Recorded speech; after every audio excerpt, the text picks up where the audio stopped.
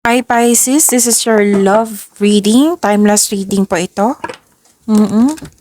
So kung naka-resonate kayo, comment down. Kung hindi kayo naka-resonate, ibigay nyo po sa iba kasi general reading po ito.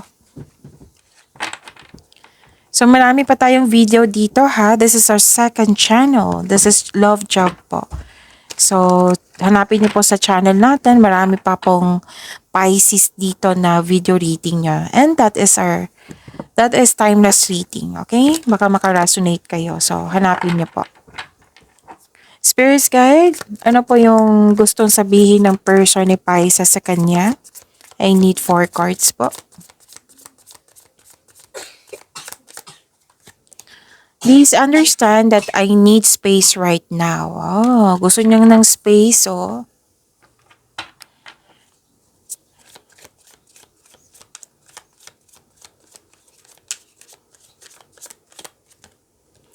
I have never loved anyone the way that I love you.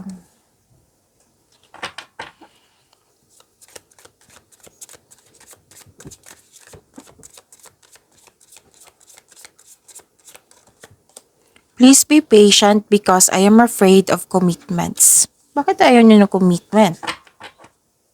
Okay.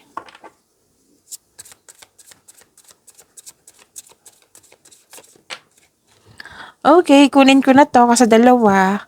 I know I hurt you. I don't want to hurt you again. And another message is the universe is fighting for our souls to be together. So naniwala tong taong ito na soulmate kayo. Ayaw kanyang masaktan ulit.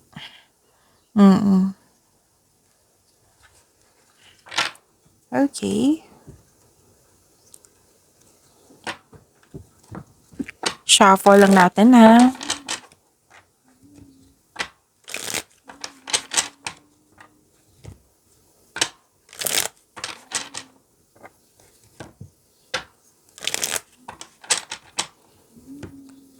Love life po ni Pisces. Spirits guide, kumusta po ang love life ni Pisces? I need 2 cards po.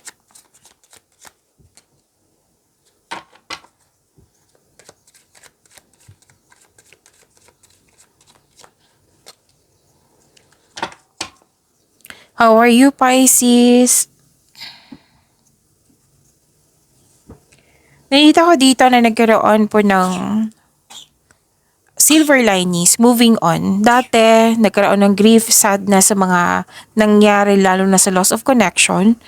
Now, this is hope and healing. Naka-move on ka na sa lahat na nag-unos nagdaan at tanggap mo na ang mga nangyari. May pinatawad mo na sila or siya at higit sa lahat ang sarili mo. Pinatawad mo rin yung mga nangyari po.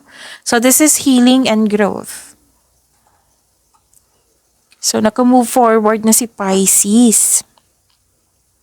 This is good ha, kasi may hope and healing na.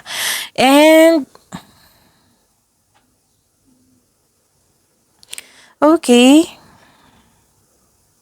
Masyado daw mabilis ang mga pangyayari. Sabi po dito. Pero naalala mo pa rin siya ha. Naalala niyo po yung connection niyo. Pero now, you're focused on mind healing. Nagkaroon ng determination. Nagkaroon ng concentration para sa iyong sarili. Kumbaga, you have this, the vision for the future. So, you're making yourself busy. Pisces. Spirits guide, ano po yung challenges na ma-overcome sa love life ni Pisces?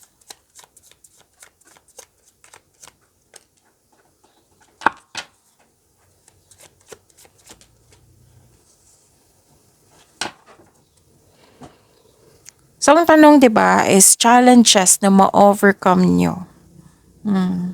Nakita ko dito, yung concern mo sa kanya, sa inyong connection, hindi marunong magbigay halaga. Selos, hindi marunong mag-handle ng money, naging materialistic, hindi maasahan. So, ang sabi ng card dito, pwede kayong magkakaayos kung mag-usap kayo ng mahinahon. Maggawa kayo ng adjustment. Pwede din mahilig siya mangingialam sa inyong decision-making process. And, Oo, niloko, niloko ka niya. Lalo na sa pera. Kasi puro pera nakikita ko dito eh. Yung pinaghirapan mo, niloko ka niya. Tapos, may nakuha siya sa'yo. Pwedeng pera or isang gamit. Oo.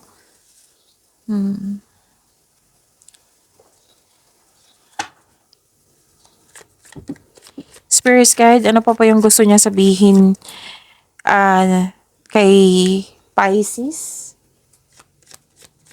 Oo, ano pa po yung, kamusta na po yung person ni Pisces ngayon? Ano yung feelings niya? Ano yung next action niya? Ano po yung next action ng person ni Pisces po para sa kanilang connection? Future alignment din po sa kanilang connection.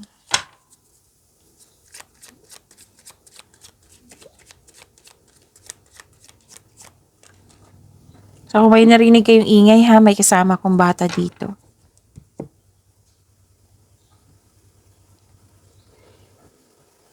Okay. Away. Away nakikita ko dito. Hindi niya kaya. What I meant is, hindi niya kaya. May sitwasyon na hindi kaya pero laban pa rin. Oo. Nahiya po daw siya. May pagkabalisa at pagpapahiya. Oo, may concern siya sa ganyan. Oh, lumabas din dito. May concern siya sa desisyon. It might be, kasi may sabi dito sa challenges na ma-overcome nyo na nangingialam sa inyong desisyon, right? Pwedeng kayo ang nangingialam sa kanyang desisyon or siya yung nangingialam sa inyong desisyon. May concern talaga sa desisyon dito. So, this person is nahiya, nakaramdam ng pagkatalo. Yung nag-self-pity to eh. Nag-self-pity siya na para bang pagtayo na para sa sarili ay walang kabuluhan. Oo, wala siyang kausap dito. This person is feeling defeated.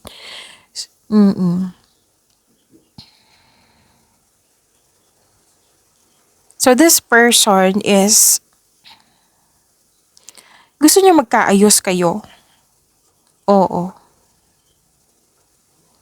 Actually, sinabi dito na kontento naman siya sa inyong relasyon pero bakit nagkaroon ng problema? Oo. May concern talaga sa pera. Oo.